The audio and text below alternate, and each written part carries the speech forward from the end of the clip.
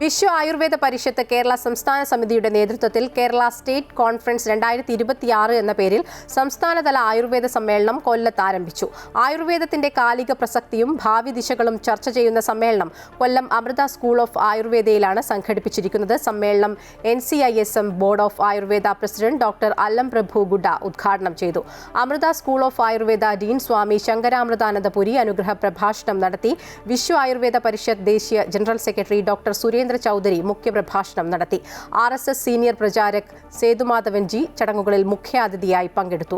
വൈദ്യ Adarsh C Ravi, doctor TD Krishnakumar, doctor Ajayan Sadanandan, doctor Raghunathan Nair, doctor Ramesh NV, doctor Harithachandran തുടങ്ങിയവർ ചടങ്ങുകളിൽ പങ്കെടുത്തു. ആയുർവേദ പണ്ഡിതർ, വൈദ്യന്മാർ, അക്കാദമീഷ്യന്മാർ, ഗവേഷകർ, വിദ്യാർത്ഥികൾ തുടങ്ങിയവരാണ് സമ്മേളനത്തിന്റെ വിവിധ സെഷനുകളിൽ പങ്കെടുക്കുന്നത്.